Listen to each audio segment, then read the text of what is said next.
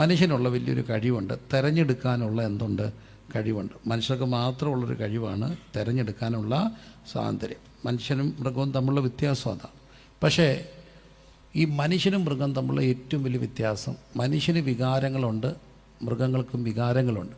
മൃഗങ്ങളെ നിയന്ത്രിക്കുന്ന വികാരങ്ങളാണ്.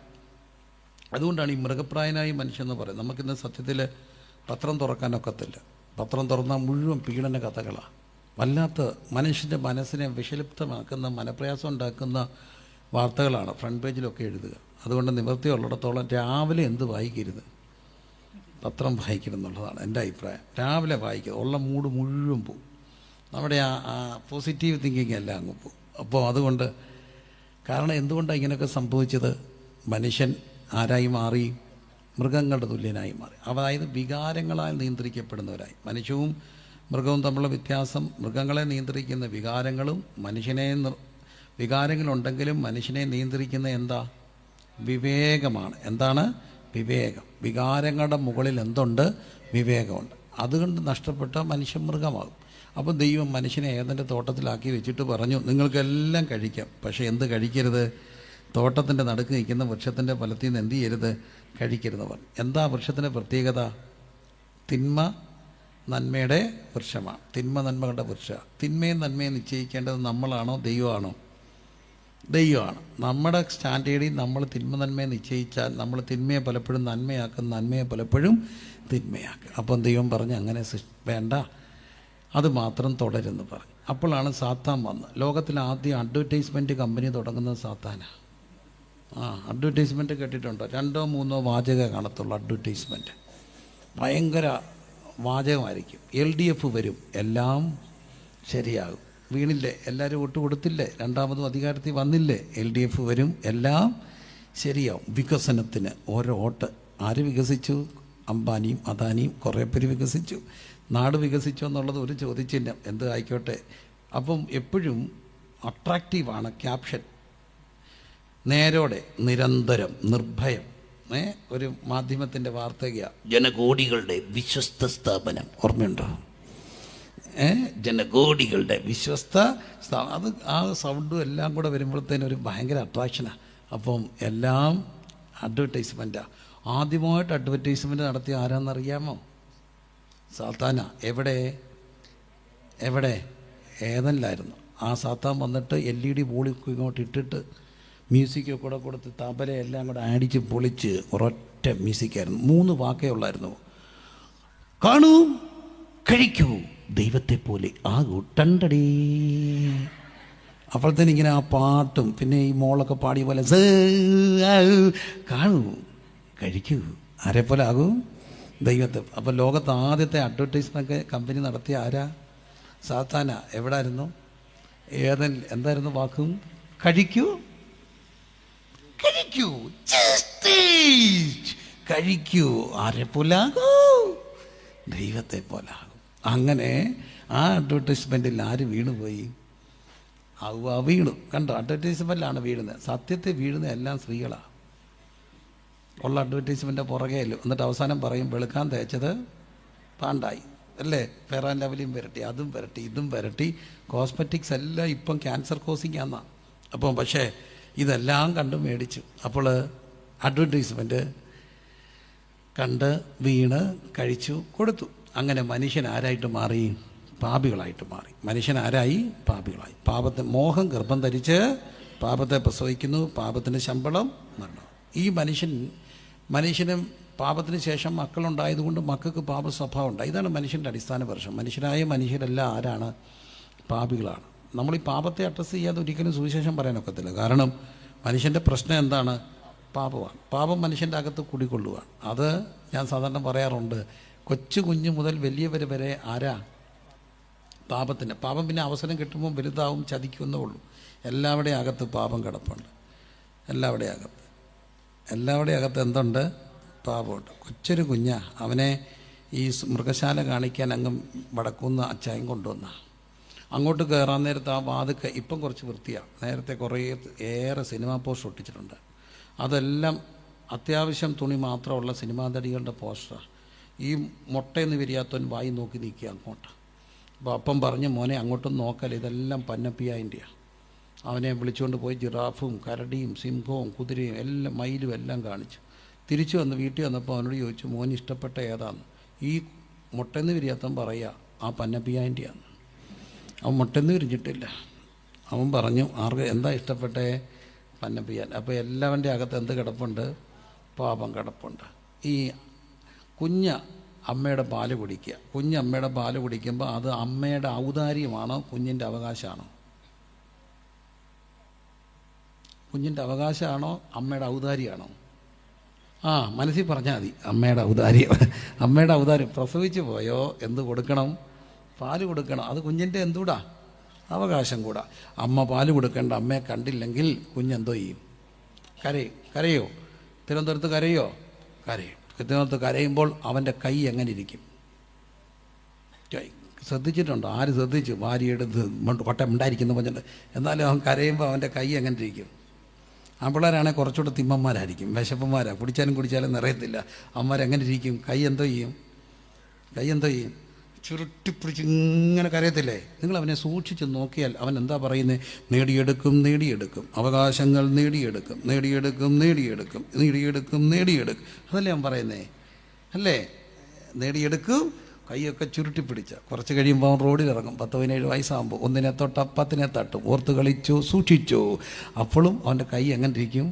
ചുരുണ്ട്. അപ്പോൾ ഒരു നിഷേധി, ഒരു വഴക്കാളി, ഒരു വിപ്ലവകാരി അവൻ്റെ അകത്തിരിപ്പുണ്ട്. അപ്പോൾ എല്ലാ മനുഷ്യൻ്റെ അകത്ത് എന്തോ ഇരിപ്പുണ്ട്?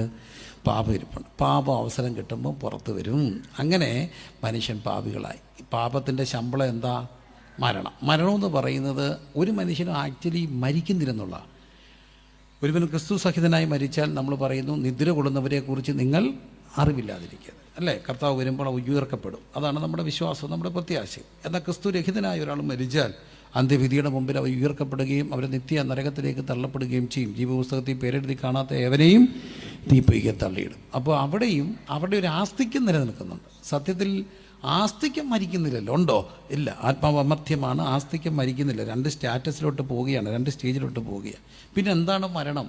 എന്ന് പറയുമ്പോൾ ബന്ധത്തിൻ്റെ അവസാനമാണ്. ദൈവബന്ധം വിച്ഛേദിക്കപ്പെടുന്ന ഒന്നിൻ്റെ പേരാണ് എന്ത്? മരണം. ഇത് രണ്ടാമത്തെ മരണമെന്ന് പറയുന്നുണ്ട്. അറയ്ക്കപ്പെട്ടവർ, ക്ഷുദ്രക്കാർ, ബിംബാരാധികൾ, ഫോഷ്കപ്രിയ, ഇവർക്കുള്ള ഓഹരി തീയും ഗന്ധവും കത്തുന്ന പൊയ്കയും. ഇത് രണ്ടാമത്തെ മരണം. ഒന്നാമത്തെ പുനരുത്ഥാനത്തിൽ പങ്കുള്ളവൻ ഭാഗ്യവാനും വിശുദ്ധനുമാകുന്നു. അവൻ്റെ മേൽ രണ്ടാം മരണത്തിന് അധികാരം. അപ്പം മരണമെന്ന് പറയുന്നത് ബന്ധത്തിൻ്റെ വിച്ഛേദനമാണ്. ബന്ധം. എന്ത് ബന്ധം? ദൈവബന്ധം വിച്ഛേദിക്കപ്പെടുന്നതിൻ്റെ പേരാണ് എന്ത്? മരണമെന്ന് പറയുക. അപ്പം മോഹം ഗർഭം ധരിച്ച് പാപത്തെ പ്രസവിക്കുന്നു. പാപത്തിൻ്റെ ശമ്പളം മരണമാകും. അല്ലേ? മരണമാകും. അങ്ങനത്തെ എന്താണ്? ദൈവബന്ധം വിച്ഛേദിക്കപ്പെട്ടു. എങ്കിലും ദൈവത്തിൻ്റെ ആഗ്രഹമാണ്. മനുഷ്യനെ തേടി ദൈവം വരികയാണ്. മനുഷ്യനുമായിട്ട് ബന്ധം പുനഃസ്ഥാപിക്കണം. ദൈവം കൊതിക്കുന്നു. കാരണം എന്നും മനുഷ്യനോടൊപ്പം നടക്കാനാണ്. അതാണല്ലോ കർത്താവിൻ്റെ ദാസൻ പറഞ്ഞത്. ഇതാ മനുഷ്യരോടുകൂടെ ദൈവത്തിൻ്റെ കൂടാരം. അവൻ അവരുടെ നടുവിൽ നടക്കുന്നു, അവരുടെ ഇടയിൽ നടക്കുവാൻ മനുഷ്യർ ഏതനെ നടന്ന ദൈവം മനുഷ്യരോടൊപ്പം നടക്കാൻ ഇഷ്ടപ്പെടുകയാണ്. മനുഷ്യനുമായിട്ടൊരു ദൈവ കൂട്ടായ്മയെ മുമ്പോട്ട് പോകാൻ ദൈവം ആഗ്രഹിക്കുന്നു. അതുകൊണ്ട് തന്നെ ദൈവം മനുഷ്യരെ രക്ഷിക്കാനുള്ള പദ്ധതികൾ മെനയുക. അതിൻ്റെ ഭാഗമായിട്ടാണ് ദൈവം മനുഷ്യന് നിയമങ്ങൾ കൊടുത്തത്. ഞാനല്ലാതെ അന്യ ദൈവങ്ങൾ നിങ്ങൾക്കുണ്ടാകരുത്, രൂപങ്ങൾ ഉണ്ടാക്കരുത്, അപ്പനെയും അമ്മയും ബഹുമാനിക്കണം, മോഷ്ടിക്കരുത്, കൊല ചെയ്യരുത്, വ്യഭിചാരം ചെയ്യരുത് എന്നുള്ള നിയമങ്ങൾ കൊടുത്തു. നിയമങ്ങൾ ദൈവം കൊടുത്ത് എന്തിനാ? നിയമം ലംഘിച്ചാൽ എന്ത് കിട്ടും? ഏത് നിയമം ലംഘിച്ചാലും എന്തുണ്ട്? ശിക്ഷയുണ്ട്. ഉണ്ടോ? നിയമം ലംഘിച്ചാൽ എന്ത് കിട്ടും? ശിക്ഷ കിട്ടും. അപ്പോൾ ശിക്ഷയെ ഓർത്ത് എന്തനുസരിക്കണം? നിയമം അനുസരിക്കണം. അതിനാണ് എന്ത് കൊടുത്തത്? നിയമം കൊടുത്തത്. അല്ലേ? അതിനാണ് എന്ത് കൊടുത്തത്? നിയമം കൊടുത്തത്. നിയമം ലംഘിച്ചാൽ എന്ത് കിട്ടും? ശിക്ഷ കിട്ടും. അപ്പോൾ ശിക്ഷയെ ഓർത്ത് എന്തനുസരിക്കണം? മക്കൾ ശ്രദ്ധിക്കുന്നുണ്ടോ? എന്തനുസരിക്കണം? നിയമം അനുസരിക്കണം. അല്ലേ? ശിക്ഷയെ ഓർത്ത് എന്ത് അനുസരിക്കണം? മോനെ, ഈ ലോകത്തിൻ്റെ നിയമവും ദൈവകോടതിയുടെ നിയമവുമായിട്ട് ഭയങ്കര വ്യത്യാസമാണ്. എന്ന കാര്യം ചോദിച്ചാൽ, ലോകത്തിലൊരു വ്യക്തിയെ തൂക്കിക്കൊല്ലാൻ വിധിച്ചാൽ, അല്ലെങ്കിൽ 40 വർഷം കഠിന തടവിന് വിധിച്ച പൂജപ്പരയില എന്നോ എത്തോ, അതിനൊരു 15 വർഷം കഴിഞ്ഞപ്പോൾ അവൻ മരിച്ചുപോയി. അയാളെ അടുത്ത ബാക്കി തികയാൻ വേണ്ടി മോർച്ചറി വെക്കുമോ, ശവം വിട്ടുകൊടുക്കുമോ? മനസ്സിലായില്ല. 40 വർഷം തടവ, 10 വർഷം കഴിഞ്ഞപ്പോൾ മരിച്ചുപോയി. അയാളെ ബോഡി വിട്ടുകൊടുക്കുമോ അതോ മോർച്ചറി സൂക്ഷിക്കുമോ ജയിലിൽ? പറഞ്ഞു വിട്ടുകൊടുക്കും. കാരണം മരിച്ചപ്പോൾ എന്തോ തീർന്നടാ? ശിക്ഷ തീർന്നു. എന്നാൽ ദൈവകോടതിക്ക് ഒരു പ്രശ്നമുണ്ട് മക്കളെ. ചത്തുപോയാലും ലൈവായിട്ട് പൊക്കിയെടുത്ത് ഇങ്ങനെ കൊണ്ടു നിർത്തും. ഒരിക്കൽ മരിക്കുകയും പിന്നെ ന്യായവിധി. അവനവൻ ശരീരത്തിൽ ഇരിക്കുമ്പോൾ ചെയ്തത് നല്ലതാകിലും അതിന് തക്കവണ്ണം പ്രാപിക്കേണ്ടതിന് നാം എല്ലാവരും ക്രിസ്തുവിൻ്റെ ഇത് മരിച്ചവരാപാലവൃദ്ധം എവിടെ പോയി നിൽക്കുന്നു? വെള്ളസിംഹാസനത്തിൻ്റെ. അപ്പം മരിച്ചാലും തീരാത്ത ഒരു ശിക്ഷ, അതാണ് ദൈവിക ശിക്ഷ. മനസ്സിലാകുന്നുണ്ടോ? മരിച്ചാലും തീരുവോ? ഇല്ല. മരിച്ചത് കൊണ്ട് ശിക്ഷ തീർന്നോ? ഇല്ല. അപ്പം അതുകൊണ്ട് ശിക്ഷ തീരുന്നില്ല. അതാണ് ദൈവശിക്ഷയുടെ പ്രത്യേകത. അപ്പം ദൈവം മനുഷ്യന് നിയമം കൊടുത്തത് സത്യത്തിൽ ശിക്ഷിക്കാനല്ല, ശിക്ഷയോർത്ത് മനുഷ്യൻ എന്തനുസരിക്കണം? നിയമം അനുസരിക്കണം. പക്ഷെ മനുഷ്യൻ്റെ അകത്ത് എന്ത് കിടക്കുക? പാപം കിടക്കുക. ഈ പാപം മനുഷ്യനെ കൊണ്ട് എന്ത് ചെയ്യിപ്പിക്കും? പാപം ചെയ്യിപ്പിക്കും. നന്മ ചെയ്യണമെന്ന് ആഗ്രഹമുണ്ട്, ഒക്കുന്നുണ്ടോ? ഇല്ല. പഠിക്കണമെന്ന് ആഗ്രഹമില്ലാത്ത ഒരു മക്കളൊന്ന് കൈ പൊക്കിക്ക്. പഠിക്കണമെന്ന് ആഗ്രഹമില്ലാത്ത ഒരു മക്കൾ. പഠിക്കാൻ ഇഷ്ടമാണോ? പക്ഷേ പഠിക്കാമോ? ഇഷ്ടമാണ്, പക്ഷെ പഠിക്കുന്നുണ്ടോ? ഇല്ല എന്നുള്ളത് സത്യം. എന്തുകൊണ്ടാണ്? നാളെ നീളെ ഇങ്ങനെ മാറ്റി മാറ്റി വെക്കും. എന്താ കാര്യം? ആഗ്രഹമുണ്ട്, ഒക്കുന്നുണ്ടോ? ഇല്ല. ഞാൻ ഈ അടുത്തിടയ്ക്ക് ഇവിടെ വന്നപ്പോഴും പറഞ്ഞൊരു കാര്യം ആ ഓർമ്മയോട് തന്നെയാണ് പറയുക. ഞാൻ 10ാം ക്ലാസ്സിൽ പാസ്സായ പഠിക്കാൻ കയറിയപ്പോൾ, അന്ന് 10 വലിയ സംഭവമാണ്. എൻ്റെ അപ്പൻ എനിക്കൊരു ഗോൾഡൻ ഗിഫ്റ്റ് കൊണ്ടുത്തന്നു, വലിയ സമ്മാനം. എന്നാന്നറിയാം? വട്ടത്തിൽ ഇരിക്കുന്ന ഒരു സാധനം, അതിൻ്റെ മേളിലൊരു ഞെക്കുണ്ട്, പുറകെ കുറച്ച് കീയൊക്കെ ഉണ്ട്, സ്പ്രിങ് പോലെ ഇങ്ങനെ. എന്താണെന്നറിയാമോ? എന്താ അറിയാമോ? ടൈം പീസ് കൊണ്ടുതന്ന എന്തിനാണെന്നറിയാമോ? എന്താ വെക്കണം? അലാറം വെക്കണം. എന്നിട്ട് രാവിലെ എഴുന്നേറ്റ് പഠിക്കണം. അങ്ങനെ ഞാൻ 3 മണിക്കൊക്കെ അലാറം വെച്ചിട്ട് നേരത്തെ കിടന്നു. 3 മണിയൊക്കെ ആകുമ്പോൾ ഉണ്ടല്ലോ, തലവണയുടെ മേലില്ല, കട്ടിൻ്റെ അവിടെ ഒരൊറ്റ അടിയായി സാധനം, ഒറ്റ അടിയാണ് അടിച്ചിട്ട് നമ്മൾ എന്തോ ചെയ്യാനാ? അവിടെ കിടന്നുകൊണ്ട് കൈ നീട്ടി എന്ത് ചെയ്തു? ഞെക്കി. എന്നിട്ട് വീണ്ടും കിടന്ന് ഉറങ്ങി. പഠിക്കണമെന്ന് ആഗ്രഹമുണ്ട്, ഒക്കുന്നുണ്ടോ? ഇല്ല. ഇതാണ് മനുഷ്യൻ്റെ പ്രശ്നം. നന്മ ചെയ്യണമെന്ന് ആഗ്രഹമുണ്ട്, പക്ഷെ അകത്ത് എന്തോ കിടക്കുക? പാപം. കാരണം പാപം രണ്ടാ. ചെയ്യേണ്ടത് ചെയ്തില്ല, എന്താ പാപം? ഞാൻ സുവിശേഷകനാ, ഉഴപ്പിയ ശാപമാ. എൻ്റെ വേല ഉദാസീനതയോടെ ചെയ്യുന്നവൻ ശപിക്കപ്പെട്ടവനാ. അതുകൊണ്ട് ഉപദേശിമാർക്ക് കുഞ്ഞു കളിക്കാൻ നോക്കത്തില്ല. അതുകൊണ്ട് നിങ്ങളെക്കാട്ടും ഉത്തരവാദിത്വം ഞങ്ങൾക്ക്. മനസ്സിലാകുന്നുണ്ടോ? എന്താ കാര്യം? എൻ്റെ വേല ഉദാസീനതയോടെ ചെയ്യുന്നവൻ ആരാ? ശപിക്കപ്പെട്ടവനാ. അപ്പം എൻ്റെ പൊന്നു മക്കളെ, ആഗ്രഹമുണ്ട്, ഒക്കുന്നുണ്ടോ? ഇല്ല. ഞാൻ സാധാരണ പറയാറുണ്ട്, ഈ കല്യാണ സദ്യയൊക്കെ നടക്കുമ്പം 2ാമത് ഐസ്ക്രീം മേടിക്കുന്ന ആരാന്ന് നോക്കിയാൽ മതി, ഡയബറ്റിക്കാരാ. വീട്ടിൽ അമ്മാമ്മ കൊടുക്കത്തില്ല, അതിന് കിട്ടുന്നിടത്തുനിന്നെല്ലാം എന്തോ പറ്റും. എൻ്റെ അമ്മ ആരായിരുന്നു അറിയാം മോളെ? ഡയബറ്റിക് പേഷ്യൻ്റായിരുന്നു. വളരെ നേഴ്സായിരുന്നു, കൃത്യമായ ചിട്ടയായിരുന്നു. മധുരം ഇടാതെ ചായ കുടിക്കത്തുള്ളായിരുന്നു. ഒരു കൈ പഞ്ചസാര, ഒരു കൈ മധുരമില്ലാത്ത ചായ, ഇടയ്ക്കിടയ്ക്ക് നക്കും. നന്മ ചെയ്യണമെന്ന് ആഗ്രഹമുണ്ട്, പക്ഷെ ഒക്കുന്നുണ്ടോ? ഇല്ല. കൊതി. എന്ത് വിലക്കുന്നോ അതിനോട് എന്തുണ്ട്? കൊതിയുണ്ട്. ചിലപ്പോൾ ഈ നാട്ടിൻപുറത്തൊക്കെ കല്യാണത്തിനൊക്കെ പോകുമ്പോൾ നല്ല അച്ചായന്മാരുണ്ടേ, അവർ ഈ മട്ടൻ ബിരിയാണിയൊക്കെ വിളമ്പുമ്പോൾ അവനെ ഇങ്ങ് വിളിക്കും, ഇനി വന്നേ, നീ ഇങ്ങ് വന്നേടാ. ഈ വിളമ്പുന്ന പിള്ളേരെ അങ്ങ് വിരുട്ടും. എൻ്റെ കൈക്ക് വിറയിൽ വല്ലതും ഉണ്ടോ? ഇല്ലല്ലോ. പീസ് ഇങ്ങോട്ട്, പീസ്. റൈസ് വേണ്ട, പീസ്. പീസ്. നീ എന്ത് നോക്കി നിൽക്കുക? എടാ ഈ പീസ് ഇടുന്ന അച്ചായന് കൊളസ്ട്രോൾ 500 ആയിരിക്കും. നന്മ ചെയ്യണമെന്ന് എന്തുണ്ട്? അച്ചായൻ പറയും വീട്ടിലൊന്നും കഴിക്കത്തില്ല, പക്ഷേ എവിടെ പോകുമ്പോഴേ കഴിക്കത്തുള്ളൂ. പക്ഷേ എല്ലാ കല്യാണത്തിനും അച്ചാനുണ്ട്. അതല്ലേ പ്രശ്നം. നന്മ ചെയ്യണമെന്ന് ആഗ്രഹമുണ്ട്, പക്ഷെ ഒക്കുന്നുണ്ടോ? ഇല്ല. ഒക്കുന്നുണ്ടോ? ഇല്ല. എന്താ കാര്യം? അകത്ത് എന്തോ കിടക്കുക? പാപം കിടക്കുക. എൻ്റെ ഏറ്റവും നല്ലൊരു സുഹൃത്ത്, ഇപ്പോൾ ഒരു അച്ഛനാക്കി ആകുന്നതിന് മുമ്പ് ഒരു പ്രാവശ്യം എന്നോട് വളരെ കൃത്യമായിട്ട് പറഞ്ഞു, എടാ ഈ പുതുവർഷത്തിൽ ഞാനൊരു പുതിയ തീരുമാനം എടുത്തു. വളരെ ആലോചിച്ച്, വളരെ കൂലങ്കുഷമായി ചിന്തിച്ച്, തീരുമാനിച്ച് ഉറപ്പിച്ചെടുത്ത തീരുമാനം അത് ഞാൻ നടപ്പിലാക്കും. ഞാനോർത്ത് അതാണ് വലിയ സംഭവം. ഞാൻ ചോദിച്ചു, എൻ്റെ അടിയാ നീ എന്തുവാ തീരുമാനിച്ചു? ഒന്ന് പറ, മനുഷ്യനെ ടെൻഷൻ അടിപ്പിക്കാതെ. അവൻ എന്നോട് പറഞ്ഞ അന്നത്തെ എൻ്റെ സുഹൃത്ത്, ഇന്ന് അച്ഛനാ ഒരു തീരുമാനം എടുക്കുന്നില്ലെന്ന് ഞാനങ്ങ് തീരുമാനിച്ചു. കാരണം കുറേ നാൾ എടുത്തതല്ല, അത് ഒന്നും എന്ത് ചെയ്തില്ല, നടന്നില്ല. ഒക്കുന്നുണ്ടോ? ഇല്ല. ഇതാണ് ആരുടെ പ്രശ്നം? മനുഷ്യനും. എന്തുകൊണ്ട് ഒക്കുന്നില്ല? പാപം. അപ്പോൾ ഇതിൽ തെറ്റ് ചെയ്താൽ എന്തോ കിട്ടും? എന്താ കിട്ടും? ശിക്ഷ കിട്ടും. ഏത് തെറ്റിനും ശിക്ഷയുണ്ട്. ഉണ്ടോ? ഉണ്ട്. കുടിച്ചാൽ ശിക്ഷ കിട്ടും. എന്തോ പോവും? കുടിച്ചാൽ എന്തോ പോവും? ഇച്ചിരി ബോധത്തോട് പറഞ്ഞേ, കുടിച്ചാൽ എന്തോ പോവും? കുടിച്ചാൽ കരൾ പോവും. പോമോ? പോവും. കുടിച്ചാൽ ലിവർ സിറോസിസ് വരത്തില്ലേ? നിരന്തര കുടിയിൽ എന്ന് അറിയാത്ത ഏതെങ്കിലും കുടിയനുണ്ടോ? ഇല്ല. പക്ഷേ കുടിക്കുന്നവനറിയാം കുടിത്തൻ്റെ ശിക്ഷ കിട്ടും. വലിച്ചാൽ എന്തോ പോകും? ലങ്സ് പോകും. ലങ്സിൽ ക്യാൻസർ വരാം, ലങ്സിന് ഹോള് വരാം, ബ്രോങ്കൈറ്റിസ് ഉണ്ടാകാം. വലിച്ചാൽ എന്തോ കിട്ടും? ശിക്ഷ കിട്ടും. ശംഭു സ്ഥിരമിട്ടോ എന്തോ പറ്റും? വായിലെന്തോ വരാം? ക്യാൻസർ വരാം. വരത്തില്ലേ? വരാമെന്നറിയാവുന്നവരാ. ഞാൻ ഇതിനെതിരെ ഒത്തിരി ബോധവൽക്കരണ റാലികൾ നടത്തിയ. കാരണം എൻ്റെ കൂടെ പഠിച്ച ഒരു പയ്യൻ, വലിയൊരു വീട്ടിലെ കൊച്ചനാ, അവൻ ശംഭു കിട്ടും. അവനെ ഞാൻ ഒരു ദിവസം കാണാൻ ചിറി ഇങ്ങനെ കിടക്കുക, ഇതങ്ങ് പൊട്ടിപ്പോയി, എന്നിട്ട് ഇങ്ങനെ കിടക്കുക. അപ്പം ഞാൻ ചോദിച്ചു, നീ ഇനി എവിടെ വെക്കുകടാ? അവൻ പറഞ്ഞു, ഇപ്പം മേളി വെക്കുമെന്ന്. താഴെ പോയിട്ട് എവിടെ വെക്കുക? മേളി വെക്കുക. കണ്ടോ? ഒക്കുന്നില്ല. ഇതാണ് ശിക്ഷ കിട്ടുമെന്ന് അറിഞ്ഞിട്ടും മനുഷ്യൻ എന്ത് ചെയ്തു? തെറ്റ് ചെയ്തു. ശിക്ഷ കിട്ടുമെന്ന് അറിഞ്ഞിട്ടും മനുഷ്യൻ എന്ത് ചെയ്തു? തെറ്റ് ചെയ്തു. ഏത് തെറ്റിനും എന്തുണ്ട്? ശിക്ഷയുണ്ട്. ദൈവകോടതി ശിക്ഷ, ബോസ് പാസ്റ്ററെ സ്വതന്ത്രം, ദൈവകോടതിയിൽ ശിക്ഷ നിരസിക്കാനും ഒക്കത്തില്ല. എന്താ കാര്യം എന്നറിയാമോ? എല്ലാം നഗ്നവും മലർന്നുമായിട്ട് കിടക്കുക, എല്ലാം സാക്ഷ്യം പറയും. അപ്പം നമുക്ക് നിഷേധിക്കാൻ ഒക്കൂ? ഇല്ല. തെളിവൊന്നും ചുമ്മാ കൊണ്ടങ്ങ് നിർത്തും മക്കളെ. എല്ലാ തെളിവ് ഇങ്ങനെ ലൈവായിട്ട് ഇങ്ങനെ വരും. അപ്പം നമ്മൾ ഡിലീറ്റ് ചെയ്ത മെസ്സേജൊക്കെ ഇങ്ങനെ തെളിഞ്ഞ് വരും. ഡിലീറ്റ് ചെയ്ത മെസ്സേജൊക്കെ ഡിലീറ്റ് ചെയ്ത സാധനങ്ങളൊക്കെ ഇങ്ങനെ തെളിഞ്ഞ് വരും. കണ്ടിട്ട് കോൾ ഹിസ്റ്ററി ഡിലീറ്റ് ചെയ്തതും വാച്ച് ഹിസ്റ്ററി ഡിലീറ്റ് ചെയ്തതെല്ലാം ടണ്ടടേ ഡേറ്റ് സഹിതം സമയം സഹിതം ഇങ്ങനെ തെളിഞ്ഞ് വരുന്ന ഒരു ദിവസമുണ്ട്. അപ്പം മനുഷ്യന് പാപം, ശിക്ഷ ഇതിൻ്റെ ഇടയ്ക്ക് കിടക്കുക. അപ്പം പാപത്തിൻ്റെ ശമ്പളം എന്താ? മരണമാണ്. അതിനൊരു പരിഹാരം വരുത്തി, അതാണ് യാഗം കഴിച്ചാൽ മതി എന്ന് പറഞ്ഞു. അപ്പോൾ ഈ ശിക്ഷ വരുമെന്ന് അറിഞ്ഞിട്ടും മനുഷ്യൻ തെറ്റ് ചെയ്തു. അപ്പം ദൈവം ശിക്ഷ കഠിനമാക്കിയതാണ്. ശാപം വരുമെന്ന് പറഞ്ഞു. ശാപം എന്ന് പറഞ്ഞാൽ എന്താ? ശാപം എന്ന് പറഞ്ഞാൽ എന്താ? ആരെങ്കിലും ഒന്ന് പറഞ്ഞേ, ശാപം എന്ന് പറഞ്ഞാൽ എന്താ? നിങ്ങളൊരു വലിയ പ്രസംഗം കേട്ടിട്ട് പോയിട്ട് ഞാൻ പറഞ്ഞ ഒന്നും നിങ്ങൾക്കും മനസ്സിലായില്ല, നിങ്ങൾ പറഞ്ഞ ഒന്നും എനിക്കും മനസ്സിലാകാതെ പോയാൽ അത് സങ്കടമാണ്.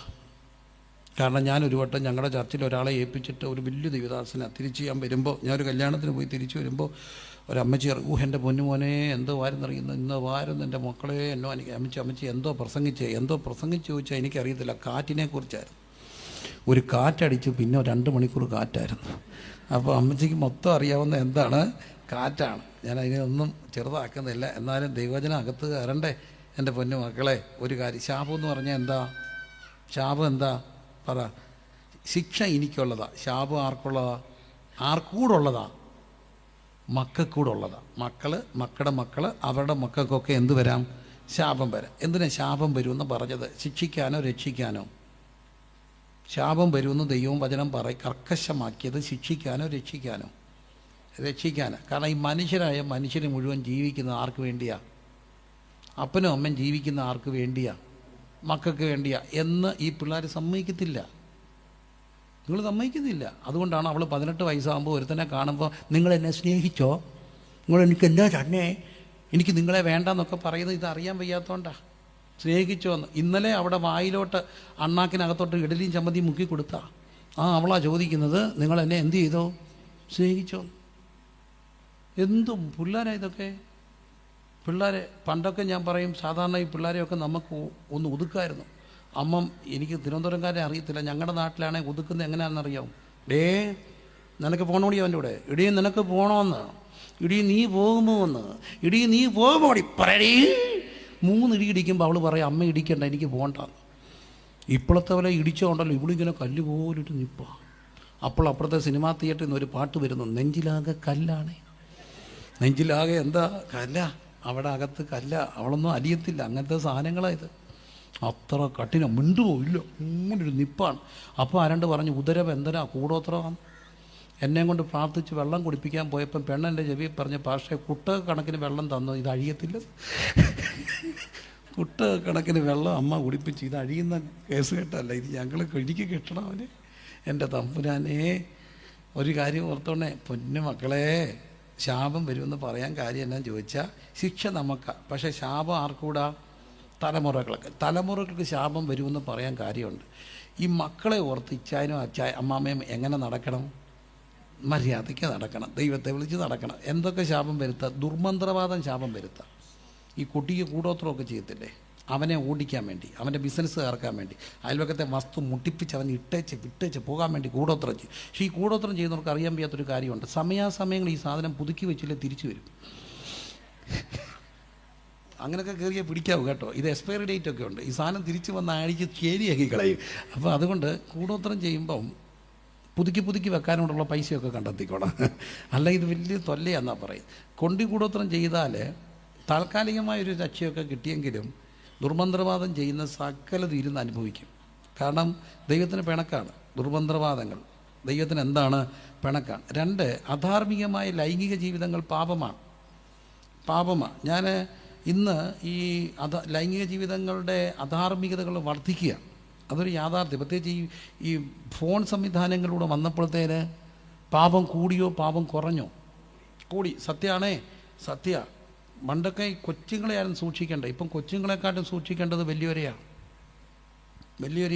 ഇടയ്ക്കൊരു പെങ്കച്ച് ഒരിക്കലും കാണാത്ത ഫോണിൽ കൂടെ മാത്രം പരിചയപ്പെട്ട ചെറുക്കനെ കാണാൻ വന്നപ്പോൾ 50 വയസ്സുള്ളൊരു കിളവൻ നിൽക്കുന്നു.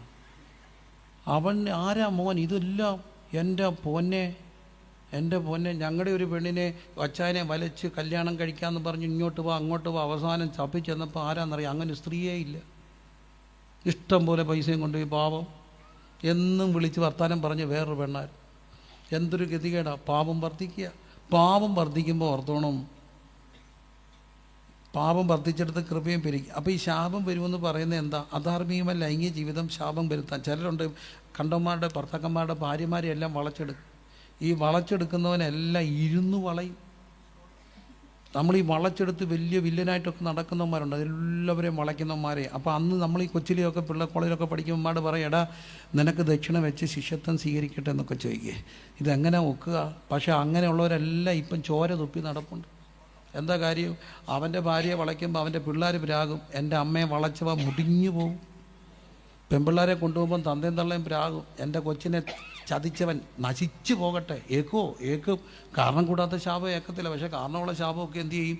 ഏക്കും. അധാർമികമായ ലൈംഗിക ജീവിതം, അവരെന്നെ പീഡിപ്പിക്കുന്നത്, സാധുവിൻ്റെ കണ്ണീര് വീഴ്ത്തുന്നത്. എന്തേ ഇവിടുത്തെ തറവാടികളെല്ലാം? എന്തേ ഇവിടെ ഇങ്ങനെ വലിയ തറവാടികളായി ഘോരഘോരം പാണ്ഡവരൊക്കെ എന്തേ അവരുടെ തലമുറകളെല്ലാം ഇല്ലാതായത്?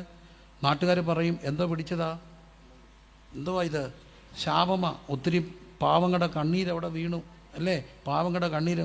കഞ്ഞി ചോദിച്ചപ്പം, സ്കൂലി ചോദിച്ചപ്പോൾ ഒരടി, ഒരു തെള്ളു, ഒരു ചവിട്ടും വെച്ച് കൊടുത്തു. പോയി കരഞ്ഞുകൊണ്ട് അവർ പോയ തമ്പ്രാക്കന്മാരെല്ലാം എന്ത് ചെയ്യുന്നു? എന്താ സംഭവിക്കുന്നത് അറിയാമോ? ശാപം മനുഷ്യനെ എന്താക്കി? വേട്ടയാടി.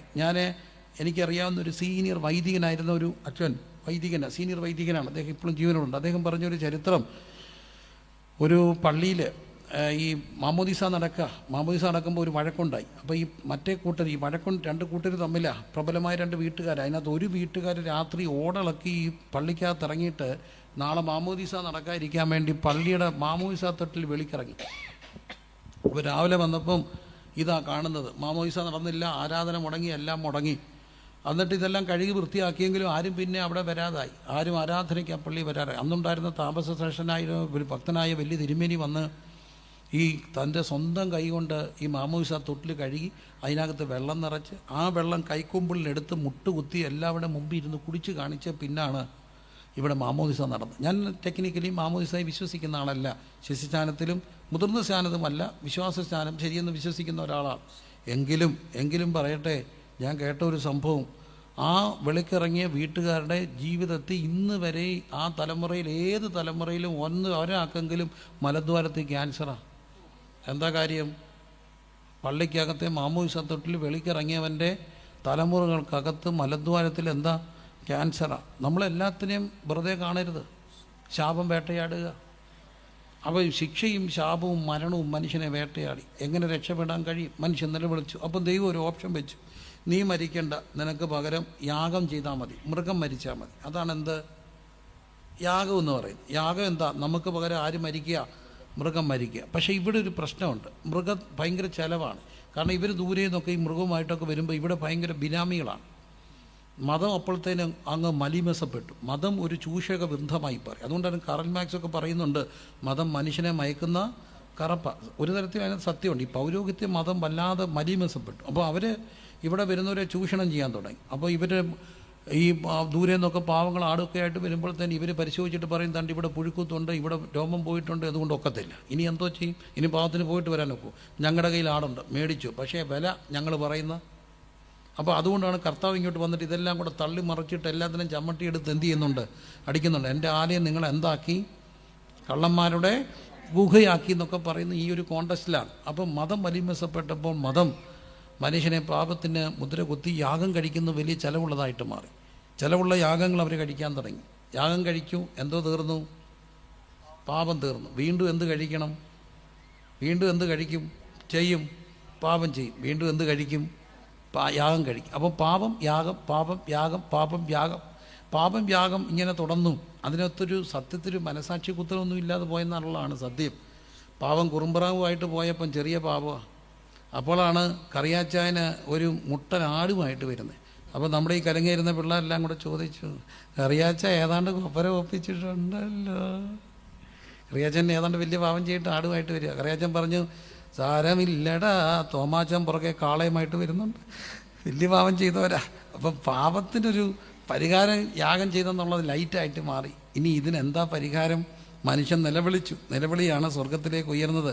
അയ്യോ, ഞാൻ അരിഷ്ട മനുഷ്യൻ, എന്നെ രക്ഷിക്കണേ, എന്നെ രക്ഷിക്കണമേ എന്നുള്ള നിലവിളിക്ക് മുമ്പിൽ സ്വർഗം ഒരു ഉത്തരം കൊടുത്തു. അതാണ് കർത്താവായ യേശു ക്രിസ്തു. ദൈവം ആരായിട്ട് മാറി? മനുഷ്യനായിട്ട് മാറി. ദൈവം ആരായി? മനുഷ്യനായി. ഇന്ന് മനുഷ്യൻ ദൈവമാകുന്നുണ്ട്. തിരുവനന്തപുരം അതിൽ നിന്നൊന്നും മോചിക്കപ്പെട്ടിട്ടുള്ള സ്ഥലമൊന്നുമല്ല. മനുഷ്യർ ദൈവിക പരിവേഷം, ഞങ്ങൾ ദൈവമാണെന്നൊക്കെ കാണിക്കും. ആരെയും എല്ലാവരെയും ബഹുമാനത്തോടെ കാണുന്നത്. പക്ഷെ മനുഷ്യൻ ദൈവമാകുന്നല്ല അത്ഭുതം. ദൈവം ആരായി? മനുഷ്യനായി. സർവ്വത്തെ സൃഷ്ടിച്ച ദൈവം, ഒരു വാക്കുകൊണ്ട് ഈ പ്രപഞ്ചം മുഴുവൻ സൃഷ്ടിച്ച ദൈവം ആരായിട്ട് മാറി? മനുഷ്യനായി. ദൈവം താണ് പാണു. ദൈവം ദൈവരൂപത്തിൽ ഇരിക്കുക. അവിടെ ദൈവത്തോടുള്ള സമത്വം മുറുകെ പിടിക്കണമെന്ന് വിചാരിക്കാതെ തന്നെത്താൻ താഴ്ത്തി, തന്നെത്താൻ ഒഴിച്ചു വേഷത്തെ മനുഷ്യനായി ക്രൂശിലെ മരണത്തോളം തന്നെത്താൻ ഏൽപ്പിച്ചു കൊടുത്തു. ദൈവം മനുഷ്യനായി. ദൈവം മനുഷ്യനായി ക്രിസ്തു 30 വയസ്സ് വരെ മാതാപിതാക്കൾ കീഴ്പ്പെട്ട് ജീവിച്ചു. വിസ്താര പൈത്താൻ മുമ്പോട്ട് പോകുക. 30-ാമത്തെ വയസ്സിൽ സ്നാനപ്പെട്ടു. 3.5 വർഷക്കാലം പരിശുശ്രൂഷ ചെയ്തു. 33 തിരുവയസ്സിൽ കർത്താവിനെ അറസ്റ്റ് ചെയ്തു. റോമൻ കോടതി, അന്ന് ഇസ്രായേൽ ഭരിച്ചിരുന്ന റോമാക്കാരും യഹൂദ മതപോലീസും കൂടി കർത്താവിനെ അറസ്റ്റ് ചെയ്തു. വിചാരണ ചെയ്യുകയാണ്. ആദ്യം മതകോടതി വിചാരണ ചെയ്തു. അന്നാസും കയ്യഫാവും സന്നദ്ധി സംഘവും. അതിനുശേഷം പീലാത്തോസിൻ്റെ അടുക്കിലേക്ക് കൊണ്ടുവന്നു. മതകോടതി വിസ്തരിച്ചിട്ട് പറഞ്ഞു, ഇവനെ ക്രൂശിക്കണം. കുറ്റപത്രം അവിടെ ഇല്ല. ശരിക്കും പ്രതിക്കെതിരെ കുറ്റപത്രം വായിക്കണം, സാക്ഷിമൊഴികൾ ഒത്തുവരണം, സാക്ഷികളെ പരസ്പരം കേൾക്കാതെ വിസ്തരിക്കണം. അതൊക്കെ ഒരു റോമൻ ചിട്ടകളാണ്. പക്ഷെ അതൊന്നും നടന്നില്ല. എന്നിട്ട് അവർ പറഞ്ഞു, അവനെ ക്രൂശിക്കാൻ വേണ്ടി പീലാത്തോസിൻ്റെ അടുക്ക കൊണ്ടുവന്നു. പീലാത്തോസിന് കാര്യം മനസ്സിലായി. അസൂയ കൊണ്ടാണ് ഏൽപ്പിച്ചത്. പക്ഷേ പീലാത്തോസിന് ഈ മതപ്രീണന നയം എന്ന് പറയുന്ന ഒരു സാധനമുണ്ട്. നിങ്ങൾക്കറിയാം, ഇപ്പം ഭൂരിപക്ഷ പ്രീണനമാണെങ്കിലും ന്യൂനപക്ഷ പ്രീണനമാണെങ്കിലും മതപ്രീണനം എന്നും അപകടമാണ്. അതുകൊണ്ട് രാഷ്ട്രീയം എപ്പോഴും മതത്തിൽ ഇടപെടാതിരിക്കുന്നതാണ് നല്ലത്. മതവും രാഷ്ട്രീയം രണ്ടായിട്ട് പോകുന്നതാണ് എന്നും നല്ലത്. അപ്പോൾ മതം അല്ലെങ്കിൽ എന്തോ പറ്റുന്നറിയാം, പൊളിറ്റിക്കൽ മെജോറിറ്റി കമ്മ്യൂണൽ മെജോറിറ്റി സ്വാധീനിക്കും. പൊളിറ്റിക്കൽ മെജോറിറ്റി ഒരിക്കലും കമ്മ്യൂണൽ മെജോറിറ്റിയാൽ സ്വാധീനിക്കപ്പെടാതിരിക്കുന്നതാണ് ഏറ്റവും ആരോഗ്യകരമായ ഒരു ജനാധിപത്യ വ്യവസ്ഥ. അപ്പോൾ അതുകൊണ്ട് തന്നെ പീലാത്തോസിന് ഇവരെ പിണക്കാൻ പാടില്ല. കാരണം നേരത്തെ ഉണ്ടായ ചെറിയൊരു കലഹമുണ്ടായിരുന്നു. ആ കലഹത്തിൽ പീലാത്തോസിനെതിരെ ജനരോക്ഷം, യഹൂദരോക്ഷം ഉണ്ടായതുകൊണ്ട് കൈസറുടെ അന്ത്യശാസനം ഉണ്ടായിരുന്നു. ഇനിയും അവരെ പിണക്കാൻ പാടില്ല. പീലാത്തോസിനെ എങ്ങനെ രക്ഷിക്കാൻ കഴിയും? പീലാത്തോസ് ഹെരോദാസിൻ്റെ അടുക്കിലേക്ക് വിട്ടു. ഹെരോദാസ് യേശുവിനെ നോക്കിയിട്ട് ഒരു തെറ്റും ഒന്നും മനസ്സിലാകുന്നില്ല. തിരിച്ച് പീലാത്തോസിൻ്റെ അടുത്തേക്ക് വെള്ള ശുഭ്രവസ്ത്രം ധരിപ്പിച്ച് വിട്ടു. അപ്പോൾ 5-ാമത്തെ കോടതി. വീണ്ടും പീലാത്തോസിൻ്റെ അടുക്കൽ 6-ാമത്തെ കോടതി. പീലാത്തോസ് ഇത് മുഴുവൻ പഠിച്ചിട്ട് പറഞ്ഞു, ഈ നിൽക്കുന്ന പ്രതിയിൽ ഞാനൊരു കുറ്റവും കാണുന്നില്ല. കുഞ്ഞുങ്ങളെ, ഈ നിൽക്കുന്ന പ്രതിയിൽ ഒരു കുറ്റവും കാണുന്നില്ല. എന്നിട്ട് പറഞ്ഞേ, ഈ നിൽക്കുന്ന പ്രതിയിൽ ഒരു കുറ്റവും കാണും. നിങ്ങൾക്ക് അല്പമെങ്കിലും പൗരബോധമുണ്ടെങ്കിൽ ബാക്കി പറ. അതുകൊണ്ട് ഈ കോടതി ഈ പ്രതിയെ എന്തോ ചെയ്യും? മക്കൾ ഉറക്കെ പറയടാ. മുമ്പേ പറഞ്ഞാൽ മുഷ്ടി എടുത്ത് പറ. അതുകൊണ്ട് ഈ കോടതി ഈ പ്രതിയെ എന്ത് ചെയ്യുന്നു? വെറുതെ വിടുന്നു. പക്ഷെ ചരിത്രത്തിൽ ഒരിക്കൽ മാത്രം ഒരു കാര്യം സംഭവിച്ചു. അതുകൊണ്ട് ഈ കോടതി അടുപ്പിച്ച് വിട്ടയക്കാം. എന്താ കുറ്റം? ഒരു കുറ്റം ഇല്ലാത്തതിന് അടുപ്പിക്കാമെന്ന് പറയും. ഒരു കുറ്റം ഇല്ലാത്തതിന് അടുപ്പിക്കാൻ ഒക്കുമോ? ഈ മൂത്തത് ഇളയും കൂടെ വഴക്കുണ്ടാകും. മിക്കവാറും ഇളയതായി പോയി ചൊറിയുന്നേ. എന്നിട്ട് കരഞ്ഞുകൊണ്ട് വരും, എന്നെ അടിച്ചേ. അമ്മ ആരെ പിടിച്ചടിക്കും? മൂത്തേനെ പിടിക്കുക. മൂത്തേനെ നല്ലപോലെ അടിക്കുക. അവരങ്ങ് ദേഷ്യപ്പെടുന്നത് കണ്ടുണ്ടോ? ഒരു കാര്യം ഞാൻ പറഞ്ഞേക്കാം അമ്മ, ഈ പ്രാവശ്യം ഞാൻ തൊട്ടിട്ട് പോലുമില്ല. ഇവൻ വന്ന് എന്നെ അടിച്ച് ഞാൻ തൊട്ടിട്ടില്ല. ഒരു കാര്യം ഞാൻ പറഞ്ഞേക്കാം, വെറുതെ എന്നെ എന്ത് ചെയ്യരുത്. നീ അടിച്ചാൽ എന്നോ ചെയ്യടാ. അടിച്ചാൽ അത് ഞാൻ പിന്നെ പറയാം. പക്ഷേ എന്തോ ചെയ്യരുത്, അടിക്കരുത്. എന്തിനാ അവൻ്റെ ദേഷ്യം? അവൻ വെറുതെ നിൽക്കുന്നവൻ്റെ മെക്കിട്ട് കയറാൻ ഒക്കുവോ? ഇല്ല. അപ്പം പ്രിയമുള്ളവരെ ഓർത്തോണേ, തെറ്റ് ചെയ്യാത്തവനെ അടിക്കാൻ ഒക്കുവോ? ഇല്ല. ഒരു തെറ്റും കണ്ടില്ലെന്ന് പറഞ്ഞാൽ വെറുതെ വിടണ്ടേ? ചരിത്രത്തിൽ ആദ്യമായി ആ പ്രതിയെ ശിക്ഷിച്ചു. എന്തിന് ശിക്ഷിക്കപ്പെട്ടു? റോമർ 8:1. ഇപ്പോൾ ക്രിസ്തുവേശു ഉള്ളവർക്ക് എന്തില്ല? ശിക്ഷാദിയില്ല. ജഡത്താലുള്ള ബലഹീന നിമിത്തം ന്യായപ്രമാണത്തിന് കഴിയാഞ്ചിനെ സാധിപ്പാൻ ദൈവം തൻ്റെ പുത്രനായ യേശുവിനെ പാപജടത്തിൻ്റെ സ്വരൂപത്തിലും പാപം നിമിത്തവും വഹിച്ച് പാപത്തിന് ജഡത്തിൽ ശിക്ഷ വിധിച്ചു. യേശുവിനെ ശിക്ഷിച്ചു. യേശു ശിക്ഷയേറ്റു. റോമൻ ചാട്ടകൾ കൊണ്ട് അടിക്കപ്പെട്ടു. 1 അടി. റോമൻ ചാട്ടയ്ക്ക് പല ലെയറാ മക്കളെ. ഓരോ ലെയറും ആഞ്ഞു വീഴുമ്പോൾ അതിനകത്ത് മാംസങ്ങൾ പറ്റിപ്പിടിക്കും. അത് കഴുകിയെടുക്കും, ലാച്ചിയെടുക്കും, വീണ്ടും അടിക്കും. അങ്ങനെ വീണ്ടും വീണ്ടും അടിച്ചു. സങ്കീർത്തനം 129. ഉഴവുകാരൻ്റെ മുതുകിന്മേൽ ഉഴുതു, ഉഴവുചാലുകൾ അവർ നീളത്തിൽ കീറി. അവനെ കണ്ടാൽ ആളറിയാത്തവനെ പോലെ ആയി. അവൻ്റെ തലയിൽ അവർ മുൾക്കിരീടം ധരിച്ചു, രോമങ്ങൾ പിഴുതെടുത്ത് കോലുകൊണ്ടടിച്ച് മുഖത്ത് തുപ്പി. എന്താ കുറ്റം? ഒരു കുറ്റവും കാണാത്ത ക്രിസ്തു എന്തിനാ ശിക്ഷയേറ്റത്? നമ്മുടെ സമാധാനത്തിനായിട്ടുള്ള ശിക്ഷ ആരുടെ മേലായി? അവൻ്റെ മേൽ. എല്ലാവരും ചേർന്ന് പറഞ്ഞേ, നമ്മുടെ സമാധാനത്തിനായിട്ടുള്ള ശിക്ഷ അവൻ്റെ മേൽ. ഒരുവനാൽ എല്ലാവരും പാപികളായെങ്കിൽ ഒരുവൻ്റെ അനുസരണത്താൽ എല്ലാവരും നീതീകരിക്കപ്പെടേണ്ടതിന് ഒരുവൻ എല്ലാവർക്കും പകരം ശിക്ഷയേക്കുക. ദൈവകോപ കോടതിയിൽ അവിടുന്ന് ശിക്ഷയേറ്റപ്പെട്ടു. 2 കള്ളന്മാരുടെ നടുവിൽ ക്രൂശിക്കപ്പെടാൻ അവർ ആവശ്യപ്പെടുക. എന്തിനാ ക്രൂശിക്കപ്പെടാൻ വേണ്ടി? പിന്നെ അവർ പീലാത്തോസിൻ്റെ മനസ്സിലൊരു ചിന്തയുണ്ട്, ഇവരടിച്ചാൽ അടി കാണുമ്പോൾ അവർ പറയും പോട്ടെ അവിടെ കൊണ്ട് തീരാവെന്ന്. പക്ഷെ അവർ തീർത്തില്ല. അവർ അലച്ചു, ബറബാസിനെ വിട്ടുതരിക, അവനെ ക്രൂശിക്കുക. വീണ്ടും ഒരു നാടകമായിരുന്നു. ബറബാസിനെയും യേശുവിനെയും കൊണ്ടു നിർത്തി. അബ്ബാസ്, അബ്ബായുടെ മകൻ. അബ്ബാസ്, അബ്ബായുടെ മകൻ. മറ്റേത് ഏകജാതനായ പുത്രൻ. ആരെ വേണമെന്ന് ചോദിച്ചപ്പോൾ അവർ പറഞ്ഞു ബറബാസിനെ തരിക, അവനെ ക്രൂശിക്കാൻ പറഞ്ഞു. അവനെ അവർ ക്രൂശിക്കാൻ വേണ്ടി കൊണ്ടുപോയി. ബറബാസിനെ അവർ വിട്ടയച്ചു. യേശുവിനെ ക്രൂശിക്കാൻ കൊണ്ടുപോയി. 2 കള്ളന്മാരുടെ നടുവിൽ വീണ്ടും എഴുന്നേറ്റും കർത്താവിനെ ക്രൂശിക്കാൻ വേണ്ടി കൊണ്ടുപോകുക. പ്രിയവരെ, ക്രൂശ് എന്താണ്? ക്രൂശ് ശാപത്തിൻ്റെ ലക്ഷണമാണ് ക്രൂശ്. അതുകൊണ്ടാണ് മരത്തിന്മേൽ തൂങ്ങുന്നവനെല്ലാം ശപിക്കപ്പെട്ടവൻ എഴുതിയിരിക്കുന്നത്. ക്രൂശ് 2 രീതിയിൽ കൊണ്ടുപോകാം. ഒന്നിലെ തോളത്ത് വെച്ച് കൊണ്ടുപോകും. ചിലപ്പോൾ ഈ കുറിയ തണ്ട് ഇങ്ങനെ വെച്ച് കെട്ടി നെടിയ തണ്ട് നേരത്തെ കൊണ്ട് വെക്കും. അങ്ങനെയും ആകാം, അല്ലാതെയും ആകാം. അങ്ങനെയാണെങ്കിൽ മുമ്പോട്ട് വീഴുമ്പം പുറമോട്ട് വീഴത്തില്ല. മുതുകിൽ ഭാരമുണ്ടെങ്കിൽ എപ്പോഴും എങ്ങോട്ടേ വീഴത്തുള്ളൂ? മുമ്പോട്ടേ വീഴത്തുള്ളൂ. കൈകൾ കെട്ടപ്പെട്ടത് കൊണ്ട് ഒരുപക്ഷെ കൈ കുത്താനൊക്കില്ല. അതുകൊണ്ടായിരിക്കണം മുഖമടിച്ച് വീണ് അവനെ കണ്ടാൽ ആളറിയാത്തവനായി മാറി. ഹല്ലേലൂയ. എന്തിനാ അവൻ വൈരൂപപ്പെട്ടെന്നറിയാമോ? ആ കുഞ്ഞിൻ്റെ മുഖത്ത് എന്തൊരു സൗന്ദര്യമായിരുന്നു. ഇന്ന് ആ കുഞ്ഞിൻ്റെ കണ്ണ് നോക്കിയാൽ ചത്ത മീൻ്റെ കണ്ണ് പോലെ നിരന്തരമായ മയക്കുമരുന്ന് അവൻ്റെ മുഖത്തിൻ്റെ സൗന്ദര്യം കൊണ്ടുപോയി. ആ മനുഷ്യൻ്റെ കണ്ണുകൾക്ക് എന്ത് ശോഭയായിരുന്നു. ചുമന്ന് കലങ്ങിയിരിക്കുക, ക്ഷീണിച്ച് മെല്ലിച്ചിരിക്കുക. അവൻ്റെ ചുണ്ടുകൾക്ക് എന്തൊരഴകായിരുന്നു. നിരന്തരമായ പുകവലി അവൻ്റെ ചുണ്ടുകൾ കറപ്പിച്ചു. പ്രിയമുള്ളവരെ, അവൻ്റെ സൗന്ദര്യം പാപം കൊണ്ടുപോയി. പാപം വൈരൂപപ്പെടുത്തിയ മനുഷ്യൻ്റെ ദിവ്യ സൗന്ദര്യം വീണ്ടെടുക്കുവാൻ അവൻ നമുക്ക് വേണ്ടി ക്രൂശിൽ വിരുവനായി, കണ്ടാലോ ആളറിയാത്തവനായി. ഹല്ലേലൂയ. എന്തിനാണെന്നറിയാമോ? എൻ്റെ യേശു വിരൂപനായി മാറിയത് നമ്മുടെ കുഞ്ഞിനെ IAS മേടിക്കാൻ തന്നെയല്ല, കുഞ്ഞിനെ UK എത്തിക്കാൻ വേണ്ടിയല്ല, IAS പരീക്ഷയിൽ സഹായിക്കാൻ വേണ്ടി തന്നെയല്ല. ഇതൊക്കെ സംഭവിച്ചെന്ന് വരാം. പാപം വൈരൂപപ്പെടുത്തിയ മനുഷ്യൻ്റെ ആത്മസൗന്ദര്യം വീണ്ടെടുക്കുവാൻ അവിടുന്ന് നമുക്ക് വേണ്ടി വിരൂപനായി മാറി.